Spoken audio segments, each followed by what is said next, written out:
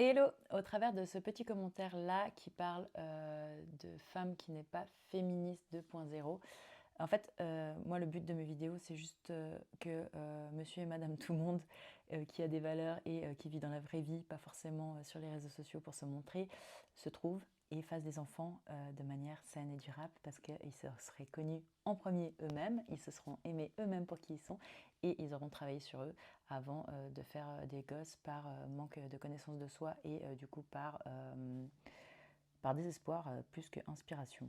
Ok.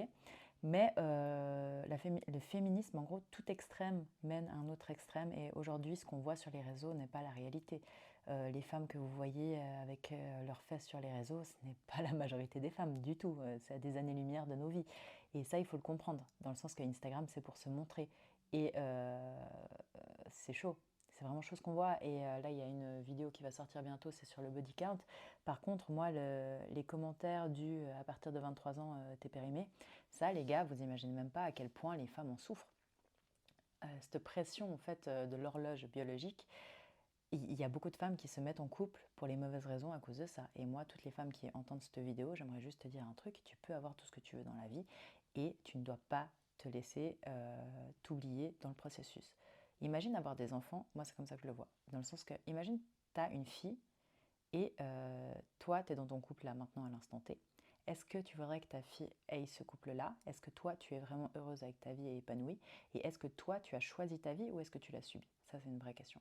Et si c'est pas le cas, c'est le moment de partir. Moi, j'ai eu beaucoup de chance parce que très jeune dans ma vie, j'ai toujours traîné avec des gens plus âgés. Et j'ai eu des exemples comme ça de femmes qui, justement, à 29 ans, ça faisait 10 ans qu'elles étaient en couple. Et pour le coup, elles avaient construit leur business ensemble avec son mec. Ils voyageaient ensemble. Le couple parfait, entre guillemets, sur le papier. Et ils s'aimaient de ouf, hein. Mais en fait, à 29 ans, elle a réalisé que lui, il n'a pas changé d'avis, il voulait toujours pas d'enfant. Et ça a été une décision à prendre. Elle avait 29 ans et c'est vrai que si elle était restée avec lui, elle n'aurait jamais eu d'enfant. Et c'est elle qui a dû prendre le choix.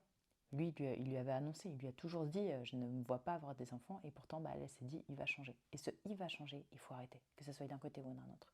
Personne ne va changer. Les gens sont comme ils sont et il faut les accepter comme ils sont si tu veux passer ta vie avec eux. Voilà. Généralement, ça fait une amplification de 10. Ça veut dire tout ce que tu n'aimes pas à l'instant T et qui ne va pas, ça sera un fois 10 après. La même chose pour les bonnes choses et les qualités si c'est quelqu'un qui, dans ses valeurs, il a le surpassement de soi. Mais ça, c'est en apprenant à communiquer et en posant les vraies questions et qu'il y ait de l'honnêteté dans votre relation. Et l'autre exemple que je peux te donner, c'est Maximara. Pareil, je l'ai connue, elle avait 36 ans. Ça faisait 8 ans qu'elle était mariée en couple avec son homme. Et Maximara, elle avait déménagé du Brésil à venir en Thaïlande pour la boxe thaïlandaise. Ils ont tout le mouvement de la fédération de boxe thaïlandaise au Brésil, etc. Genre, c'est vraiment un power couple. Et au final, après ces années-là, à 36 ans, elle l'a quitté. Et je me rappelle, pour des raisons que justement ils étaient plus compatibles et puis du coup ils n'allaient pas dans la même direction, etc. Et puis elle ne se sentait pas épanouie dans cette relation-là. Et au final, quand elle l'a quitté, elle m'avait dit j'ai rayé de la carte l'idée d'avoir un des enfants. C'est bon, c'est pas grave, ça ne sera pas pour cette vie. Et ce jour-là où on a trinqué à ça, en fait, elle était enceinte. Elle était enceinte parce qu'elle avait rencontré un nouveau mec et du coup elle est tombée enceinte. Aujourd'hui elle a 2 enfants. Le deuxième elle l'a eu à 41 ans. Et ce que je veux dire par là, c'est que ta voix, c'est le plus important. C'est que toi, tu te sentes bien dans ta vie et avec tes choix. Et si vraiment les enfants, c'est important pour toi, effectivement, il faut y réfléchir. Et en fait, tu perdras moins de temps si tu arrives à poser les bonnes questions dès le début avec ton partenaire. Ça veut dire savoir est-ce que vous êtes compatible.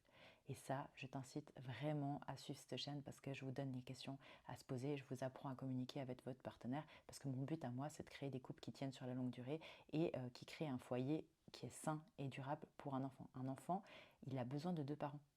Un enfant, il n'a pas besoin de 4, 18 parents de famille recomposée. Ça crée des traumatismes énormes. Aujourd'hui, moi, je travaille avec ces personnes-là, ces adultes-là qui ont des traumatismes et qui les empêchent en fait d'être eux-mêmes dans certaines situations et qui les empêchent tout simplement en fait d'être heureux. Ça, c'est dû à ton enfance, parce que tu as tellement eu d'insécurité que le truc le plus sécure que tu avais, c'était ta maison, c'était même pas sécure. Dans le sens que tu avais des divorces, ce que tu croyais être l'amour, ce n'est pas l'amour. Ce que tu croyais être un un foyer, ce n'était pas un foyer qui a été divisé, qui a été... Non, en fait, prenez soin de vous, prenez soin de vous poser et de marquer vraiment les choses que vous voulez avoir dans votre vie et accomplir. Et faites en sorte que vous soyez un partenaire idéal. Au lieu de demander à la nature, à la vie, à tout ce que tu veux, à un partenaire idéal, deviens-le. Tu verras, tu vas attirer bien mieux dans ta vie. Et une fois que tu attires des meilleures personnes, tu auras juste à poser des questions pour savoir si oui ou non vous êtes compatible. Tu n'auras jamais quelqu'un à 100%. Mais tu peux bâtir sur du 70%. La plupart des gens, ils bâtissent sur rien parce qu'ils n'ont même pas de système de bâtissage. Sur du sable. Allez, on y va. Allez, à l'amour et aux étincelles et aux papillons. Bonne chance.